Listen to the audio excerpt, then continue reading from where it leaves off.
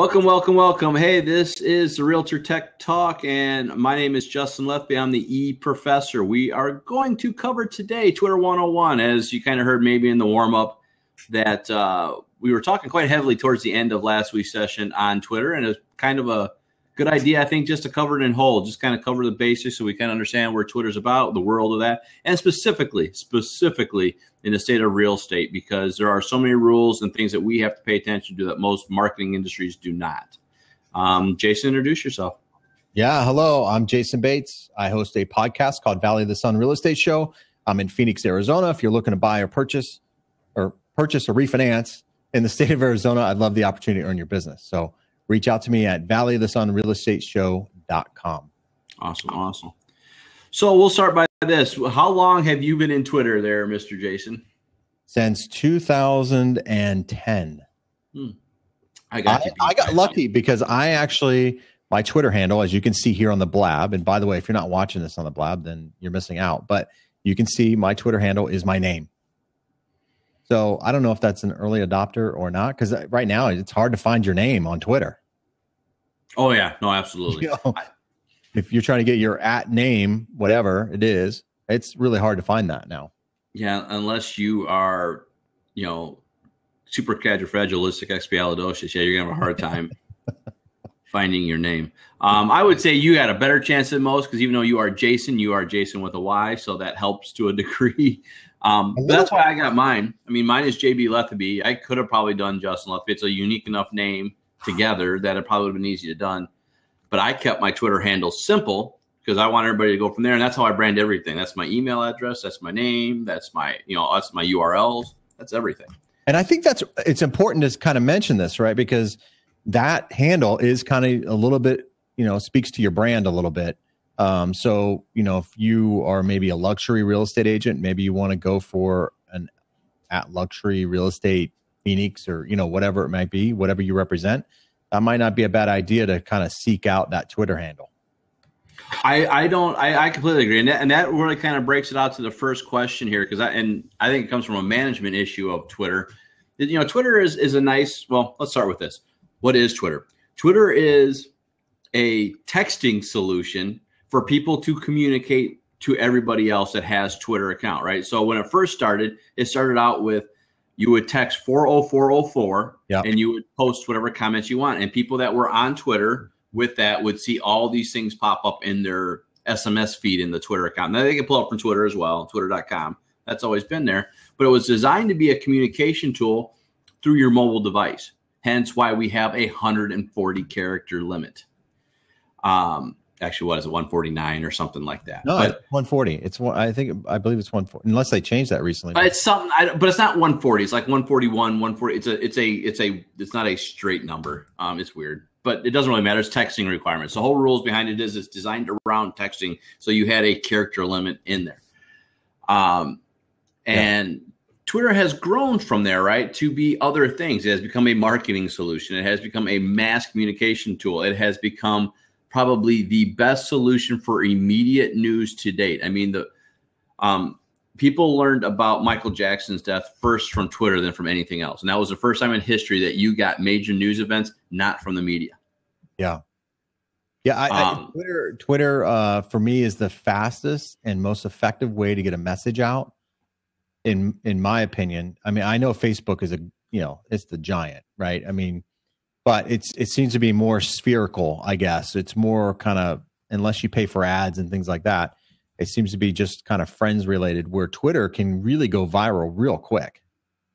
I mean, absolutely. Not that Facebook can't. It's just Twitter just seems to be a lot faster. And so, yeah, you're absolutely right. And to have a Twitter account, what do you have to have? You have to have an email address. That's basically it. Yeah. They do ask for phone numbers anymore, and I think that's more from a security perspective than anything else because they are getting hit pretty hard with some trolling issues. But you do have that. But my first question with that basic descriptor of Twitter, do you have – so you say maybe you're trying to knock out the luxury market, and you're trying to make this market happen. You're trying to do this. So does Jason Bates have Jason Bates personal account and Jason Bates mortgager account? No. Why not? Not on this, I don't. I don't know why I haven't done that. I do both with it. So I do both, mortgage stuff, real estate stuff, and some personal stuff with my Twitter account. I don't separate it out. Facebook. I would agree. I would say for the most part, and again, we're speaking specifically on real estate. We're not speaking on IBM. We're not speaking on Motorola. You're not speaking on companies that are 500 plus employees. We're not doing that. We're speaking on people that are maybe 1 to 10. I think at all point in times when you're doing this, from our perspective, it should be who you are, because you're not only trying to brand your business, but you are branding yourself at the same time. And this should be you. And you don't have 100% real estate conversations all the time, right? You're going to have go Bears, good pick Cubs, whatever it may be. Plus the real estate that comes in the middle of that stuff, or your business that happens in there.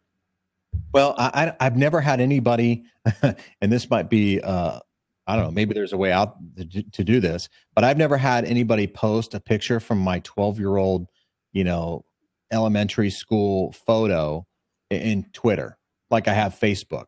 So Facebook, I kind of keep separate, right? The business and the personal side, because there's some personal aspects to Facebook that can kind of, seep into Facebook.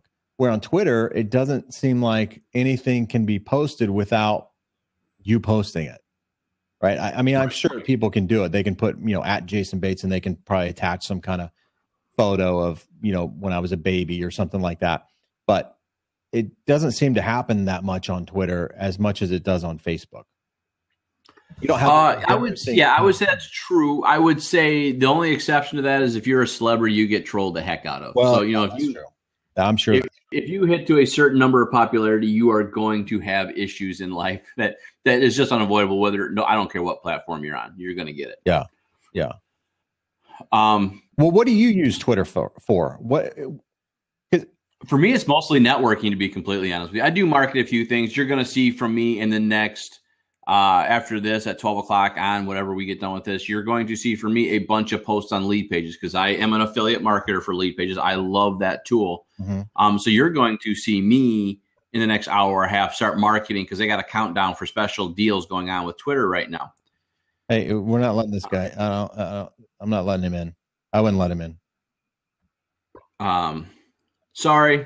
Put in the too many shenanigans lately with our stuff, and then maybe we'll let you in. Right. See, he's a troller, man. You can tell. Yeah. Nope, absolutely. So right now it's that, but mostly, I'll be honest with you, it's mostly networking and news gathering. So I have a few lists I follow, and we'll talk about that in a bit, but I have a few lists I follow. I have a few people I follow. And when I come in, like you kind of mentioned it last week, but when I come in, I look at it, I try to find the close people I'm trying to pay attention to, and what are they talking about? Is there an article I missed that someone says huge? So I use it from a networking / news gathering perspective. So most realtors, right, from my experience, they don't know what Twitter is. They don't know how to use it. They have maybe a Twitter account just because they have a Twitter account because somebody told them to do it, but they've never really utilized it at all.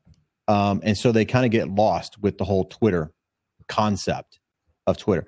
My mind, Twitter is a built-in call to action, because most tweets have a link directing you somewhere. And if you want to check something out, you say, hey, check out this latest video, or check out this home, or check out, this news update, or hey, follow me on Blab, or, whatever it is. It always seems to be kind of a call to action.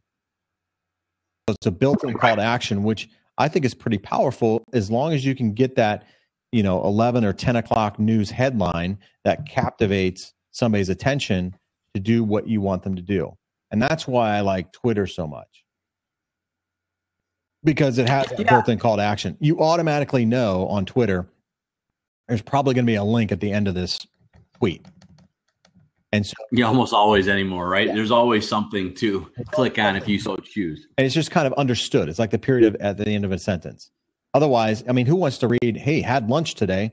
Yeah, who cares, right? But you want to kind of engage and have some, and that's where I think Twitter, I saw some articles from the founder of Twitter who said, hey, look, we want to keep the number of words limited so that people can be creative. It kind of stimulates the creativity. Who wants to read a big tweet? Who wants to sit there and read a huge paragraph? So they purposely keep it low so that people can get creative. And I've seen some really creative things out there. in the tweets. Well, there's been people have tried various things. Like there is somewhere, and I don't remember where it's at, but there have been people that have wrote basically short stories through Twitter. It's 140 characters at a time. You read it through, and you got a story, and they got a hashtag, whatever it is. Yeah. Somebody wrote, and it was actually quite fascinating when Robin Williams wrote essentially a Twitter eulogy to the man. And it was kind of fun reading that. If I could pull that back up, it'd be fun. But it was actually pretty fun reading that because it was really quite powerful and a lot said with very little characters. So I think you can do a lot with it and make a point very strong. And actually, Twitter, what they say now with Twitter is we are having stronger communications on Twitter than we are on Facebook. Yeah. Yeah, I totally agree. I 100% agree. And that's the other thing too I saw that was really creative, and this would be for a realtor. Hey, if you do a good job for somebody, have them tweet a recommendation or an experience that you had with them. Oh gosh, what's the word I'm looking for here, Justin? Help me out. I'm swimming here, man. The not validation, but the testimonial. Good grief, man. So yeah, testimonial. Have them tweet it. Tweet the testimonial. And then the thing that you can do with that is you can take that you can embed that tweet and then put it on your website as a testimonial, which I thought, you're kind of killing two birds with one stone there, not just on your website, but you're also having somebody tweet about you as a testimonial. I think that's pretty good stuff. I would agree. No, I think that's huge. And again, it's always going to be something you got to keep in mind and how it's going to promote your branding. I don't necessarily always think it has to promote you, right? It's got to promote the branding or what you're trying to get across. So, which leads me to the next thing that I think is huge that I see so many realtors screw up on a daily basis. Have you ever done a search on hashtag real estate or realtor or something along those terms? Mm-hmm. And what do you see? I don't see that many. I thought I would see a lot more. I was kind of shocked on the number. Like I'll do hashtag or search, real estate or realtor in Phoenix or something like that. And I don't see that many. No, but here's and I'll put it here in the thing. If you do this, and it's actually a neat little tool, tchat.io, you can actually have conversations and surrounding a hashtag. So if you wanted to have like a roundtable, Twitter roundtable, so to speak, you can have a hashtag, say realtor tech, right? Yeah. And we could just sit there and say 7:00 at night, ask me these questions, we'll answer them, right? But if you put in there and you do the hashtag real estate, and I'm trying to pull this up real quick here. It creates a room, and you'll see everybody that's posting on real estate. Now, you're right. If they do that, and they do that in Nevada and things in Arizona, you may not see a ton, but you'll see a lot. But here's what kills me on that. And here's what kills me going exactly with your point. They aren't marketing to the consumers. They're marketing to me, the realtor, because the only people that are actually doing that are the ones that type real estate are realtors. I like your close-up there, Justin. Well, it incenses me. That's why I wanted to be up. It's like, what's going on? Do you have to be? Yeah. I mean, now again, if your business is referrals, right? If you know that half your home, if you live in Florida right now, which is one of the biggest relocation states in the country, okay, then fine, put it in there all day long because okay, maybe something will hit for you. Totally get that. Yeah. But 90% of realtors are thinking that they're marketing to consumers. I know of no consumer when I ask them, they go, "Oh yeah, I search hashtag real estate all the time." Yeah, I know. Right. They're searching Arizona homes or they're searching XYZ subdivision, right? Getting back to 101, right? I don't think that most realtors know that you can even search in Twitter. Well, and that's fair too. Right. So I search in Twitter all the time. I look at trends that are happening. You search local trends and stuff like that, and you can see some really cool stuff with that. And you learn a lot from that. And I know that, kind of going on your point there, I don't think the realtors who are using Twitter are using hashtags effectively to help market themselves. I know a gentleman in San Diego, I forget his name. He's been on a couple blabs. He has pretty much branded himself on a couple neighborhood hashtags So if somebody searches a particular neighborhood, a hashtag, he comes up every single time. Yeah, crazy enough, hashtag selling my house is a 0 result. I know it is crazy. So I don't think that the hashtags are utilized enough. And hashtags not only work in Twitter, but they also work in Instagram too, right? Which is really kind of come onto its own this past year. Instagram has. So hashtags, I think, are pretty powerful. The problem is you try to get a message in that 140, 145, whatever character it is in Twitter. And if you have these crazy hashtags and you do many of them, you're considered spamming. So you got to be careful with that. You can't do too many hashtags. Right. You know, you will be considered spamming. I don't know what the repercussions are for that. But Twitter does monitor that stuff pretty heavily, because I told you before in a couple episodes before that I tried to do a Twitter ad and they wouldn't let me because somebody was posting some kind of porno or something on my Twitter and I didn't even realize it. So I had to go through, find that and block them. And I always tell people before I block them, I always tell them, "Hey, welcome to the block party," and then I block them. That's my little dig. I don't know. Maybe that's weird. But I don't think, like I was saying, I don't think that they own the hashtags like they probably should, or a hashtag.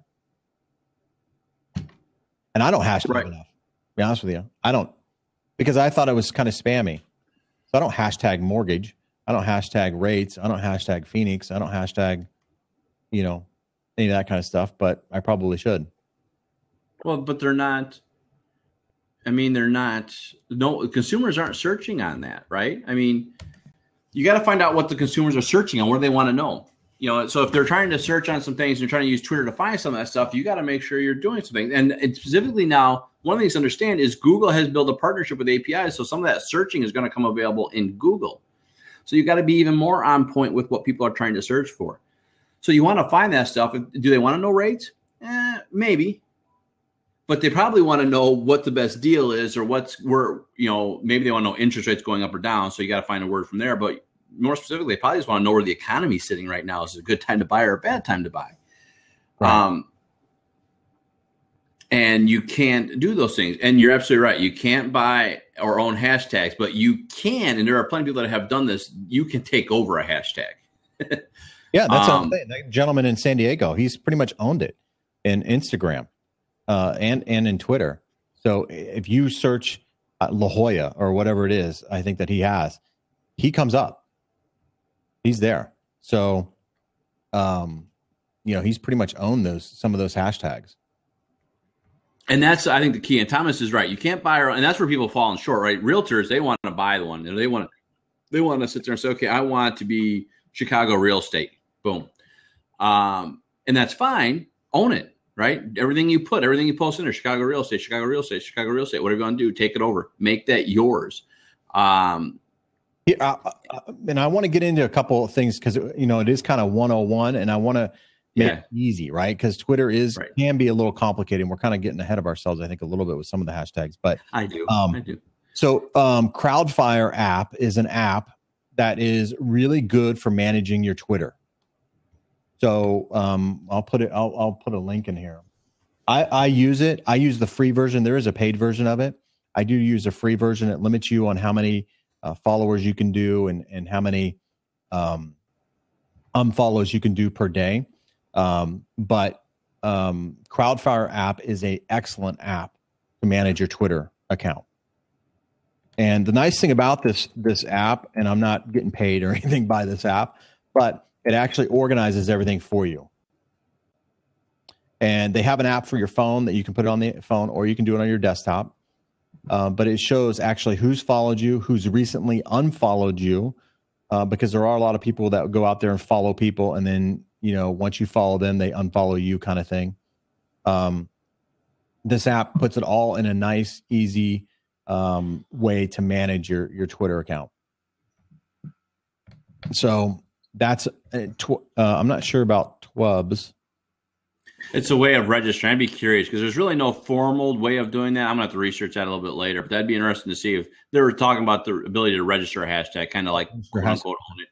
Yeah. I would say it'd be close to like registering a domain, right? You might not, I mean, well, actually probably wouldn't be an accurate analogy, but if people would search on it, they may know who was the person, the originator, things like that. It'd be interesting to see. It'd be interesting if you could register a hashtag. Be interesting to see. And again, getting back to 101, just so we understand this for people that are maybe watching this later that don't understand, hashtag is simply, the best way I know how to explain this is it's the pound symbol with a term afterwards. Hashtag real estate, hashtag selling. And that's a way, if you click on that link, you'll be able to stay along that conversation. So anybody using that hashtag, you can read what they're writing and you can chirp along with them, essentially. Yeah. You'll see a lot right now in politics. You're going to see Trump sucks, Trump's great. All you're going to see, I don't care which one you see, but you're going to see him, and you can chime in however you sit on that side of the line. And again, this ain't political. We're not going to get into that arena, but that's just the most common what you're going to see right now. So that's hashtags, and that's what we're kind of talking about right now, because I think that's the biggest thing people fail on right now is from a Twitter basic conception is people want to, and Thomas said it earlier, they want to do a couple of things, which I think is a major fail. They want to put 50 hashtags on one. Well, what the heck did you write? Hi? With 50 hashtags? So you keep it simple. Those hashtags need to be simple, 2 or 3, and short. You don't need to have, I sell DeKalb, Illinois real estate, right? Too many letters, you already killed yourself. Because again, it's on 140 characters. Now they are talking about moving up to 10,000, but let's not worry about that until later down the road. But even at that point in time, the whole point and value of Twitter is simplicity. You have to be succinct with your conversation. So keep it down to 2 or 3 hashtags. Ideally, I like one. Find the one you're trying to niche out and go after. Now, maybe you have a couple different hashtags you use for different conversations, but try to keep the one that you're branding simple and basic. And brand yourself, not a house. Oh, yeah, no. I mean, no one's looking at hashtag 123 main. Yeah, or just listed or something. I don't, brand your who you are rather than the things you represent. I see all these house for sale. Check out this house just listed. Okay, that's great, but I think I'd be more interested to know about you and how you're going to help me rather than the house that you're representing.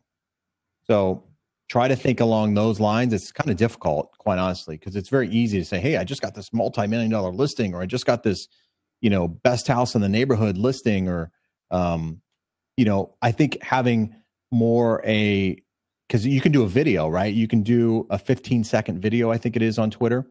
Mm-hmm.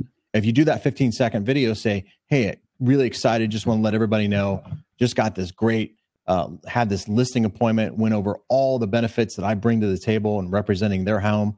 For more information, give me a call. Okay, that seems to be a little bit more powerful than, hey, here's a picture of a house kind of thing. And then hashtag that. That would be my suggestion. Yeah, no, and I agree. I think it's about branding, right? It's about niching out your market, understanding who you're going for and what you're going after. And really, the other next question is, and I think for most people it does, but I don't think it always is, does Twitter make sense for your best communication strategy? And how does it play, right? You just mentioned 2 things that people don't do at all right now. And Twitter just added something else I think is gonna be very interesting how it plays. There's 3 new media formats that you can now add in Twitter. Now, they're not new, but you have video. It's been around probably a little over a year. You have pictures, been around probably almost 2 years now. And then they just added GIF images. Mm-hmm. Yeah, I saw that. So now you can do a lot more conversation with a lot less characters. Mm-hmm. Again, pictures are worth a million words, right? Yeah. You have these opportunities to do a lot of things. Now, again, what we're going to see in real estate is you're going to see the picture of your house just listed. And that's fine. I don't have a huge problem with that, but I do have it from a consistent perspective because no one's going to come to you for your home. I am sorry to tell you, realtors, it's not happening. They're coming because you give value. What is your value item? If your value item is you bring them homes, good luck. You're competing with Zillow. Yeah, and when you tweet somebody or send out a tweet, those little icons appear at the bottom of your tweet. So you can add a GIF, you can add a photo, you can add a place. I've never used polling. I have thought about putting a poll out there to see what would happen with it. Have you ever used polling at all, Justin? A little bit, and I get like 10 people. My database is not nearly big enough to have real good pull on that, or either that, or I just don't write I don't ask the right fun question. I think it's interesting. I think if you're like, for you and me both, you who has a podcast, me who's trying to build one, you know, you got a polling question saying, you know, here, what's the next hot topic you want to know X about, right? And then put your category of you things. could even, I was thinking like, you know, how many people think there's going to be another housing crash? Are we in a housing bubble? You know, those sort of kind of questions, just to kind of get a pulse of what people, you know, think. But I think that would be pretty effective. Yeah, let's not start that conversation. We'll do that at your roundtable next time. But no, you're right, and I think those are the huge things, right? And that's a subtle way of having a conversation, saying, "Yes, I know the market. What do you think the market is?" Without saying, "By the way, here, come to me. I'm the expert." Yeah. You know, so you can do a little polls like that and say, "What do you think?" You know, rumors are this. Do you agree? Yes or no? Right. You know, it's a nice little way of interacting and building some things. Because again, with all these tools, right? One of the things that you got to do with Facebook, LinkedIn, Google Plus, YouTube is you got to build interaction. You got to build places for them to have comments, because that's what every social media is building as part of their algorithm. And Twitter is no different. So polls is a cheap way of doing it. Well, and here, the reason I thought about this is because right now I'm seeing a big trend here in Phoenix, Arizona, in relation to the attitude toward housing. And housing used to be the McMansion kind of deal, right? Now we're seeing this whole trend. They just approved a big project here in Phoenix about small houses. I mean, they just approved it downtown Phoenix. It's like a 10-story building or something deal that has like 400 square foot apartments, and they're charging like $1,200 a month in rent. So there's a poll. Would you pay $1,200 for 400 square feet if you had all these other amenities? And yes or no, and have that as a poll. And that way it gives you a little bit of a pulse as to the attitude toward real estate, which can help you in other marketing arenas that you do. That's just where I was thinking about polling and doing those sort of things. I don't know if it's a good idea or not. I was going to test it out and see where it goes. It's free. Doesn't cost me anything. The nice thing about it, right? You can say you can test out as a good or bad. You're going to find out with very little consequence. Right. Now, the question with that becomes, how often do you tweet, and what do you tweet, right? So we talked about the different types of tweet. You can do polling, you can do video, you can do pictures, you can just do a tweet, news articles. But how often, from Twitter 101, again, that's what we're talking about here. We're not talking about strategies. We're not talking about timing. We're not talking about that. So I think that's more of an advanced conversation, because you can learn analytics, all this stuff. How often are you trying to tweet a day? Because I'm only doing about 3 times a day, to be completely honest with you. I'm doing a little bit more, some automation, but it's only about 3 times. But I have mine on autopilot, man. So I have a lot of tweets that are out there on autopilot for some of the areas that I like. So, for example, I use if this, then that quite a bit. And I follow some people, like I follow Phoenix Tourism. I follow the Phoenix Chamber of Commerce. I follow things that can be related to what I do and what I represent. And then if there are good tweets in there, I'll retweet those tweets. And some of those I have on automatic retweet. And so, my Twitter, I think I have, 30,000 tweets or something like that on my Twitter feed. So I'm tweeting quite a bit. You got me, because I'm only about 3,000. You got me by a factor of 10. Yeah. But I also engage too a lot. So I also, when people follow me, I'll thank them for the follow and things like that, because it's an opportunity to engage. And Twitter and tweeting is all about engagement. So you can't just have the account and then ignore it. Well, now here's what I tell people. I'm wondering if you think this, right? So I think you brought up a couple of points. Who do you follow? I think you try to follow local first. Do you try to follow everybody, or just people who are important for you? When I first got taught Twitter in 2008, you followed everybody. Anybody that followed you followed them back. Well, that is proven to be wrong. Yeah. in major ways, because it clouds your stream. It clouds everything up. That's a major faux pas. So with that being said, who do you follow and how do you decide on who you follow? I think you're right. You hinted at it just in your last little bit. You're trying to follow people in your sphere. Now, it could be more of a, a national, international sphere, depending on what it is, but you're trying to follow your group of peers, so to speak. Right. Your interest. And, if you're realtors, right, it could be literally, like you said, Chamber of Commerce. It could be all these local factors that are around their fellow realtors in your area, fellow citizens in your area that are tweeting quite a bit. Follow them, right? And again, you can go to search.twitter.com, do a mile radius around your area, and you can find out who's tweeting. So you can do that. The next thing is, once you decide who you're going to follow, is what is the better strategy for this? Is it a soapbox where you're just spraying out information, or is it a conversation-based thing where you're trying to build more interactions inside these arenas? I don't know if there's the right answer. I'm just kind of throwing these things out because I think these are the questions you have to ask yourself when you're trying to identify who you're trying to market to and what you're trying to grow from. Because I think each one has their value, but I think you can't do both, right? You can't be the person blasting out all the time and the one trying to have a conversation, because you'll never be off Twitter. Yeah, no. I mean, you got to pick your battles. I mean, and let's face it, there are a lot of haters on Twitter. Okay, I get a lot of hate tweets.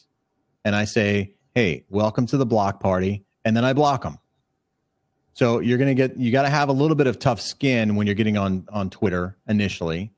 That's just fair warning. I didn't have that. I was like, man, this guy hates me. He doesn't even know me. I kind of took it personal, man, some of these things. I got called a racist one time. I mean, there's stupid stuff. So you got to kind of weed through that a little bit before you kind of have a judgment on Twitter. And so it was just kind of one of those things. Be kind of cognizant of who you may contact through Twitter, because there are some weirdos out there on Twitter. We've seen it twice now in the last 2 weeks, even from Blab. Yeah, even from Blab. They're just out there. You're just going to have to deal with them. So, but that doesn't mean you shouldn't engage, right? But don't engage. This is a thing I almost got myself caught into, because one of them was saying some political stuff or something like that. And the way they said it just kind of got to me a little bit, kind of hit one of my buttons. And so I typed up the tweet, and then I thought, no, I better not do that. And so I deleted the tweet, but it was very tempting to tweet. So there are those little catch things when you know somebody is just so blatantly wrong and you want to prove a point, and you want to try to refrain from doing that kind of engagement, because that won't get you anywhere. Just keep it kind of low key and keep it kind of true to who you are, and don't get in arguments. Arguing on Twitter just doesn't work. Yes. And I would think you used the right word. I think it's don't get in arguments, but I think discussions are fun. And I do like those discussions, especially when we have differing opinions. I will want to state points. And I think it's a great way to have those conversations, but no arguing. No, because you just state your opinions. You kind of have these discussions, you move on. Yeah. Arguing, yes. Again, you can get caught in it all day long and you'll never leave. I mean, I laugh because, again, from a real estate perspective, what we're trying to do is sell. We're not trying to be on here all day long. So if we're on here all day long, we do no business, because we still got to show home. We still got to write contracts. We still got to talk to you guys from mortgage lending perspectives. We have to do these conversations. And if we're on here arguing with the fact that the market's only up 5%, not 20, okay, then how are we selling? Yeah. It's kind of like, religion, politics. I don't know. There's certain, topics that just don't mix. Focus on the service. That's exactly right. So now I do mix it in with, personal stuff. I've gone to, which I think is, I don't know, good or not, but I've gone down to the local burger place here, and they're just little mom and pop type shop. And I take a picture and say, hey, for a great burger, come check out Paradise Valley Burgers. So those kind of personal things I'll throw in there too. But I don't get too crazy with the personal stuff. I think it's a delicate balance. I love it with realtors that actually do a delicate balance of that stuff, where they're out there doing what you're doing. Like, to me, that's a 2-in-1 thing, right? Yeah, you're promoting from a personal spike. I really like this brand new hole in the wall joint. Yeah. But that's also great from a real estate perspective, because now you're also showing that you know your area. Yep. So if you want to come and talk to a local expert, yeah, I know, because I'm around every day talking to people. I'm doing my thing. There's an agent. She's a Keller Williams agent, and I'm Keller Williams, who that's pretty much how she did. She moved to not South Carolina. She moved to the East Coast, Connecticut, I think it was. And that's what she did. She'd build trust and things like that. And she built it mostly on social media, because she was having conversations that showing that she was learning her area and that she was the person to go to. And it worked out well for her. Very, very well. I just don't do enough of it. You're right. I agree with you 100%. You need to do that and show that you're part of the community and the community that you represent. I totally agree with it.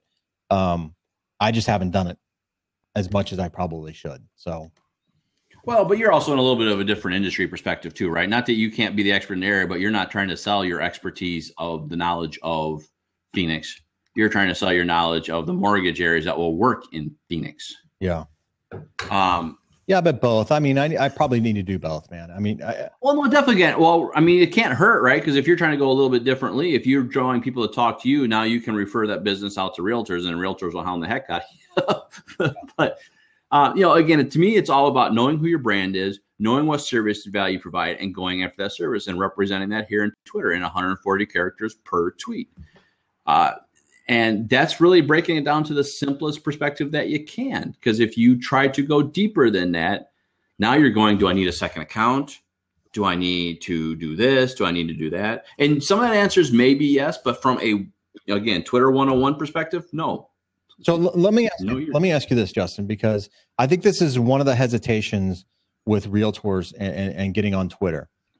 They don't feel that it's effective enough.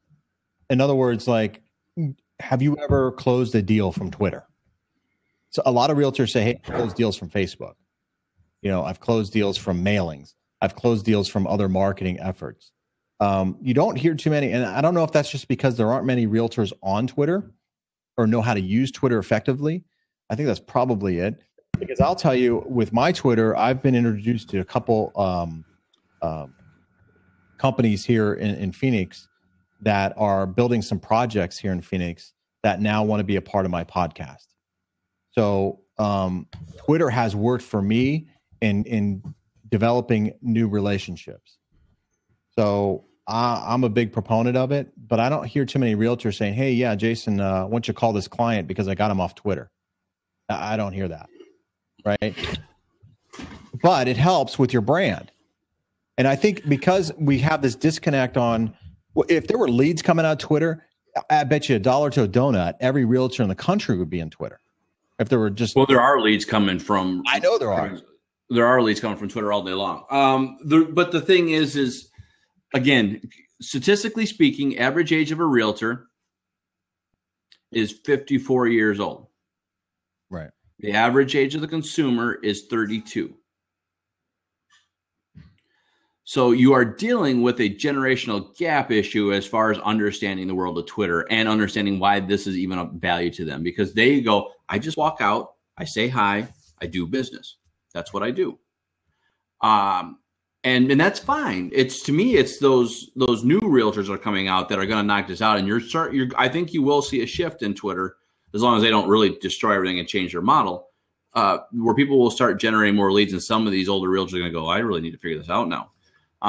Ads, right? I mean, ads, Twitter released that, beginning of this year, end of last year, something like that, and maybe it was before that. It's just when I became aware of it. It's a lot cheaper to do a Twitter ad than it is a Facebook ad.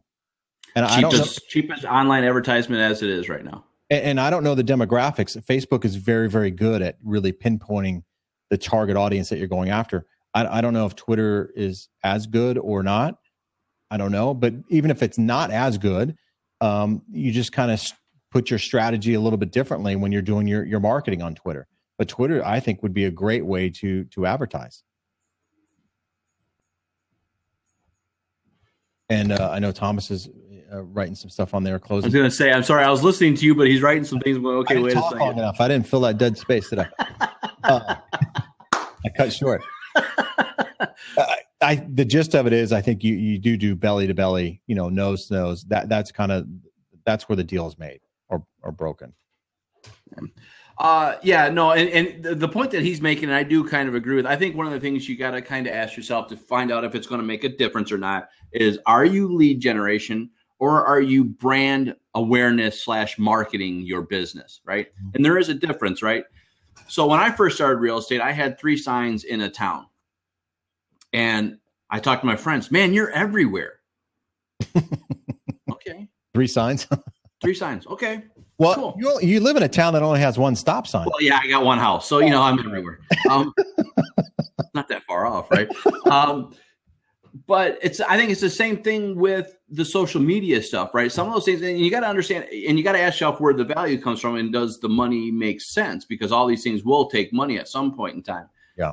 But for Craigslist, for the longest time before they stopped the realtor side of the world, I was generating.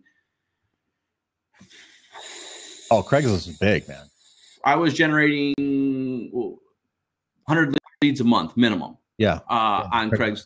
Yeah. And the other thing that was really weird about that I didn't recognize that was happening is I was building a brand awareness on Craigslist, because when I would go to open houses or I would go do a showing and friends or families would come with, they would start asking me questions and they'd say, "Are you Justin? Are you the one on Craigslist?" Yep.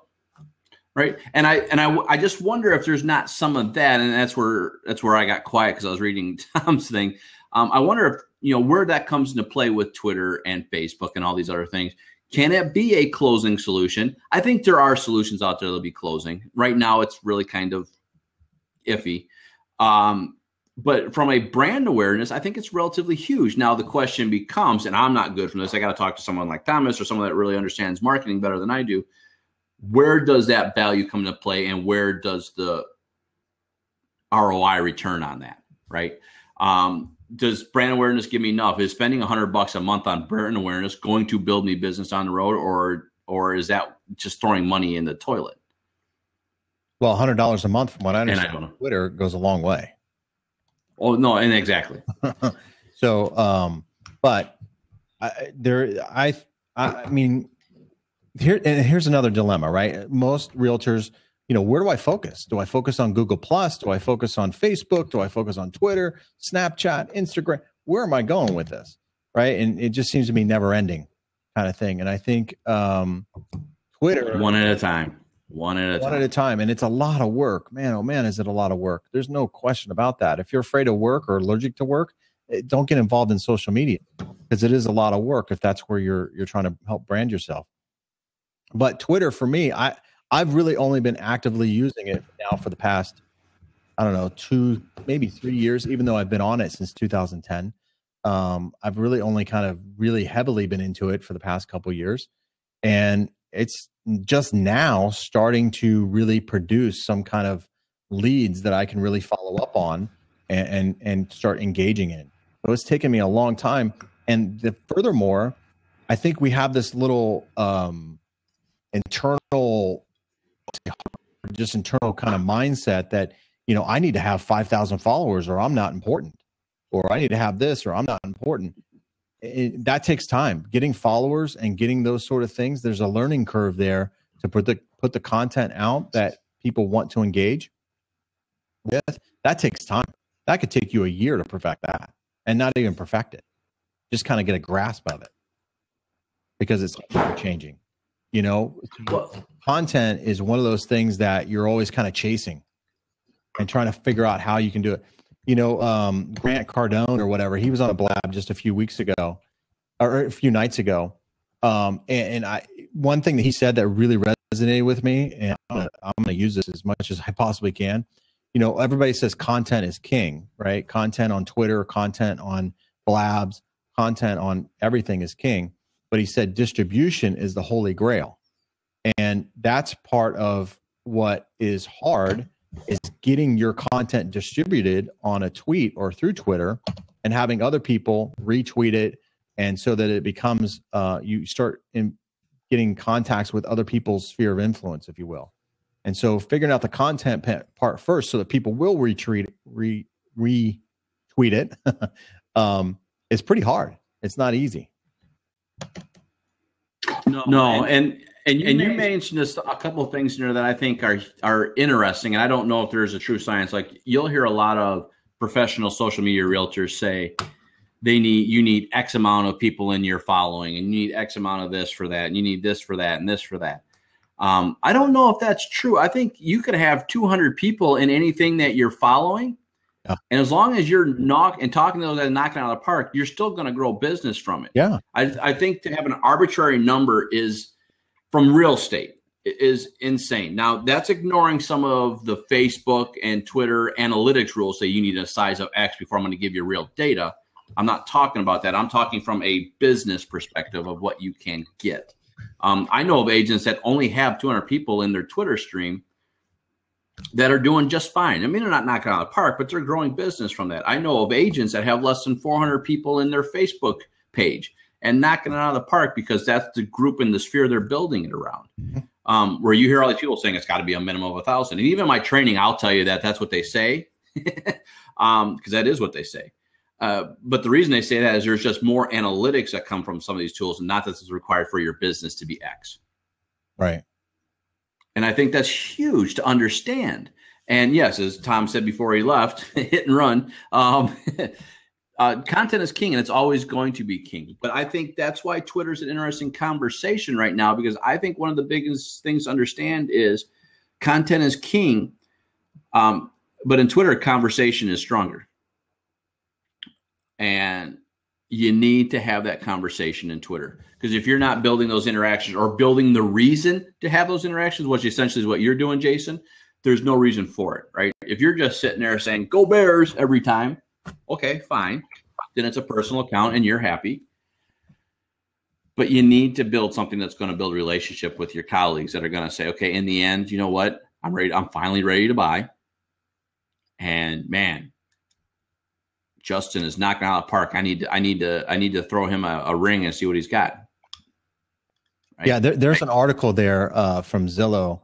It kind of summarizes a little bit of what we're talking about here. And it was I think it was just put out in December or something like that. So it's not too old of an article. Some hashtags and things like that, and some of the branding and stuff like that, opportunities that you can do through Twitter, which I think I thought it was a pretty good article. I'll have to look at it. Yeah, I haven't read that one. I've read a lot from them, but it's a short. That one, nothing big, nothing major. But I just don't think that in our field of work, there's not instant gratification from it, and so therefore, why do it? Right. And that's an attitude that I think needs to change if they want. Now, don't change. I tell you what, don't do it. I'm going to do it. That just leaves more to me. We'll take our unfair share. Yeah, unfair share. Exactly. Well said. Now, the only thing I do want to mention, since this is supposed to be real estate 101 for Twitter, not necessarily Twitter 101, one thing I always want to make sure we talk about with this is that I'm not really sure what the mortgage is, sure what the rules are, but I know they're just as tough as real estate is. We do have more rules and more ethics that we have to pay attention to than the average industry that's out there. So please do a couple of things. One, make sure you're not misleading in any hashtags that you use. I know that's nationally true, period. Right. Please make sure that you are following all your state and national regulations. For instance, in Illinois, I can't do stealth advertising. So I can't have a dead link out there that just goes to a random page that does not have me as me marketing things. Can't be done. Not legal. So pay attention to your laws. Pay attention to what's going on inside that arena. And this is from a 101, because this is what I don't want people to get excited. And then all of a sudden they blast something out and they get in trouble with their local board or their local association for doing unfair practices that has been deemed that way. Know what the rules are and make sure you're staying on that side line, because in real estate, we are held to a different standard than most internet marketing strategies are. 100%. And I say, I'm sure, I don't know what mortgages is, but I'm sure it's fairly similar to us, because I know you guys have just as many rules, if not more, than what we do. Easiest way for me to avoid a lot of the rules is I don't quote rate. Well, that helps, right? Yeah, right. Start quoting rate and stuff like that. Even programs to some degree.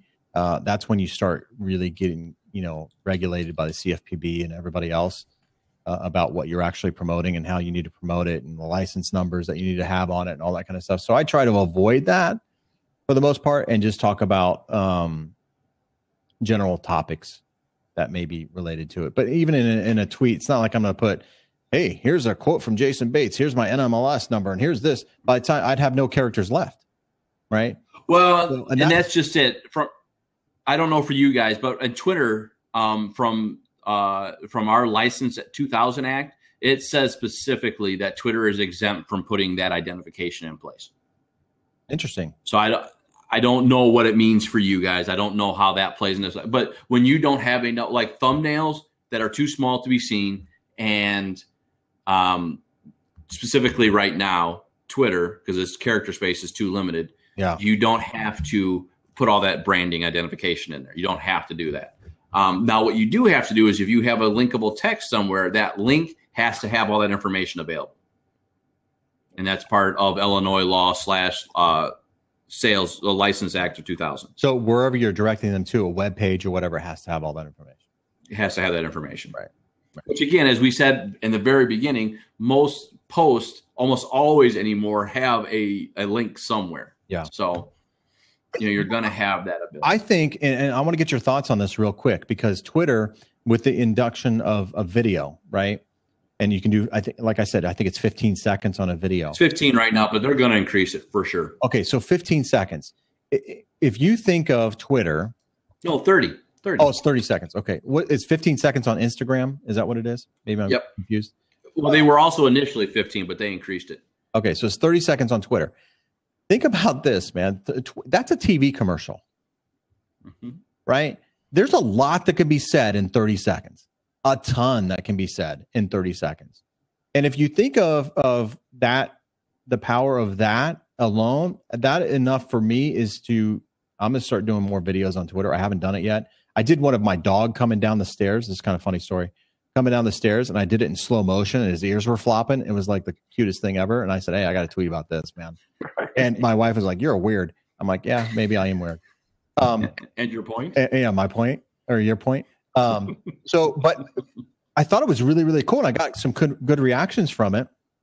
And so I'm thinking, well, maybe there's maybe a little bit of a holy grail here in this thing, because there's a lot of things that can be said. You can, do your video the way you want, do that kind of behind the scenes, and then tweet about it and put that out there. And again, Twitter is kind of a call to action, a built-in call to action in of itself. I mean, man, I think that would be pretty good stuff. I mean, think about if you got branded as the funny realtor or something like that, and you did like these funny videos. I think it'd be huge. I think you're exactly right. I think, again, theirs has been, since me and you have done these blabs, there has been one common theme. Can you name it? Are you tricking me here? Video. Well, yeah, video. Yeah. I was thinking the fact that realtors aren't on here more. Well, no. Right? I'm not trying to set up us for harassment. I'm trying. Video. Yeah, absolutely. Right. So my whole point with the teasing there is one thing. I can't agree more. I think if you can figure out how to master yourself in video, I don't care what platform you're on. I don't care if it's Twitter. I don't care if it's Instagram. I don't care if it's Facebook, although Facebook's probably the most logical place to be first. YouTube, I don't care. You're going to nail it out of the park, because, again, realtors are struggling with this. They don't want to be in front. I just got done teaching a small social media class to an office, and I mentioned video, and their eyes just went blank. Yeah, they have here's the thing. This is the thing I think that really gets disconnected here on video, is that video, I think people, it's got to be 1080p. It's got to be this. It's got to be that. It's got to be hair and makeup.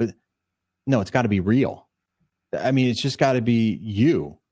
We're even going through this transition right now in our industry, at least from what I can see, that video is the house, right? Realtors do this little video or this virtual video of a house, the pool, whatever, but then they don't show themselves in the video whatsoever. And so that's a baby step, right? The next step is then to put yourself in front of the camera.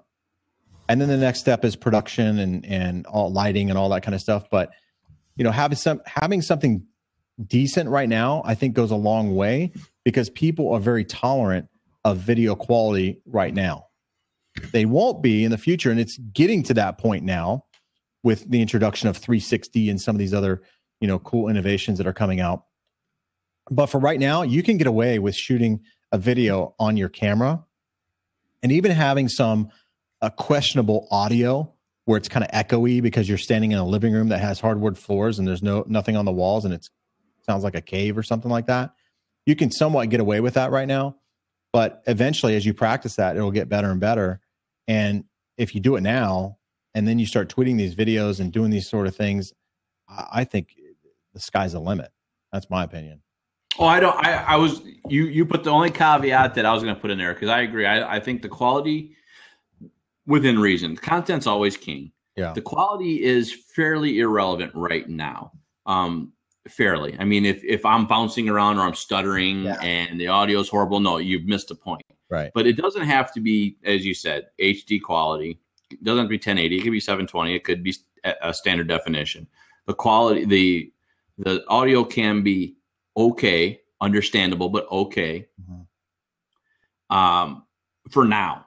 For now. I'm saying. When I mean for now, I'm saying within the next 18 months, that may change. Yeah, because but you start now so you can make these kind of mistakes so that you, in 18 months, you have it perfected. You have comfortability in front of the camera. You have all these things that you need to have that high production quality. Right now, who cares? Just put it out there. Oh, I agree. I've been saying that for 3 years. And I've been saying for 3 years, get it done. Fail forward. Don't worry about it. But I'm starting to get to the point in time where I'm starting to say you're almost too late. Because now you have to do what realtors worry about the most, and they worry about how they look. Right now, you don't got to worry so much how you look. I mean, we're always going to do we're realtors. We want to be dressed to the nines, so they're going to worry about that part. But I think we're within 2 years easily where that's not going to be the case anymore, and you're going to have to start spending money for a videographer to be around you or technology to be around you where that's going to be something useful, even for a 30-second Twitter ad or a 15-second Instagram hit or a quick little Periscope or Facebook Live event, right? These things are going to change quickly because the technology is getting so good on our phones and all these things that it's starting to change how that stuff matters. Right now, it's still okay, but you're right. Fail now and move forward. I've been experimenting with the fast motion and the slow motion because you can squeeze a lot more into that 30 seconds by doing fast motion or get your point across with slow motion, right? You can take in 30 seconds. I don't know how it works, but that you may be able to take 2 minutes worth of video. It's not that people can see it, but people burn images in their brain a lot faster than what we give them credit for. You can take 2 minutes worth of video, squeeze it down to 30 seconds and get a very effective message across by the way it's edited and fast motioned and all that kind of stuff. For example, you could film, if you have a listing, for example, you could film your drive through the neighborhood, pulling into the driveway, do all that in fast motion, and then slow it down as you walk into the door kind of deal. And then cut that and say, hey, this home could be yours. I'd love to represent you, whatever. You could do all that in 30 seconds pretty effectively, my opinion. I agree. Completely agree. So I think it's huge. And again, it's a little off topic, but it's not really because Twitter does allow video. And I think that's part of the one-on-one understanding that you have multiple media platforms inside Twitter to make sure you get that point across. And now is the time to start testing some of these ideas out and see if you can find out who you are and how you want to be represented on Twitter. So with that, I don't mean to cut this short, but we are about our hour mark. So I want to end on one thing for each of us. So you tell me what you think the best strategy for Twitter is for real estate professionals. I don't care if it's realtors or whoever. Okay, hang on. What is your go-to thing? What is my go-to thing for Twitter? Mm-hmm. If you can give one tip to anybody right now, someone comes to you at the end of this training session and said, Jason, I just need one thing I need to do right now to be focusing on Twitter, what would you tell them? Well, first thing, have a good Twitter profile. First thing. And we didn't even talk about that. But how bad is 101? We don't talk about profile. Holy cow. So profile, having a good description in your profile is critical to your brand. Searchability and everything. Yeah, so that's horrible. We didn't even talk about that. Holy crap. I know, right? We're bad. Bad, Justin. Holy cow. No, those are high fives. Those aren't slaps in the face. So, but yeah, your profile and having, links to your website or wherever that you want them to go. Because again, Twitter is a call to action. It's a built-in call to action. Very effective.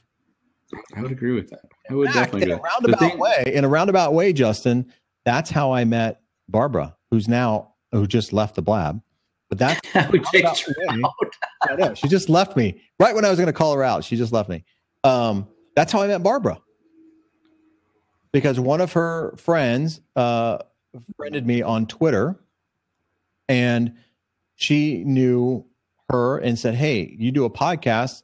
My friend's a broker, realtor, representing development there in Phoenix. You guys need to connect." And that's how I connected with Barbara. She's a broker here in Phoenix and is representing actually Soho, Scottsdale, and that development. So that's how I met Barbara, through Twitter. So no, that's huge, and I think you nailed it right on the head. And that's bad for us for not mentioning it earlier, but the profile is huge. Is a huge necessity for this business, and specifically Facebook and I think Twitter. Facebook is talking about it and has tested it out into small degrees, where you can build quick little video, kind of like GIF type images for your Facebook profile. I know Twitter is thinking about doing the same thing. Yeah. So that profile is huge, and they understand that. They understand that those little thumbnails, those little small biographies are huge for us as far as business and as far as recognizing who people are. The thing that I would say going along with that is, and I think it ties in directly to that, is know your niche. Know who the conversation style who you are. Know what you are trying to brand and market for your business. Identify that first before you worry about trying to have 50,000 conversations. Because if you don't know who you are and the conversations you're trying to have, well, you're just going to get lost in the world of Twitter. And that's what most people do. They get lost in the world of Twitter. Lost in Twitter. Tweety, twit. Remember all those like... Oh, jeez. You're not kidding, man. My dad. Tweety bird. I don't know what the hell that is. Well, I hear the music, so I know what time that is. It is time for us to check out of here. Again, my name is Justin Lethby. I am the E-Professor of Real Estate, and that's where you can find me, eprofessorofrealestate.com. I do a lot of this, blabbing and blogging and starting soon podcasting. And I do classes online, so you can come to me and find classes online. Jason? All right. Hey, I'm Jason Bates. I am a loan officer right here in Phoenix, Arizona. So if you're looking to purchase or refinance a home in Arizona, I'd love to earn your business. I also host a podcast called Valley of the Sun Real Estate Show. And you can find that by visiting my website at www.valleyofthesunrealestateshow.com. Awesome. Cool, man. Good job.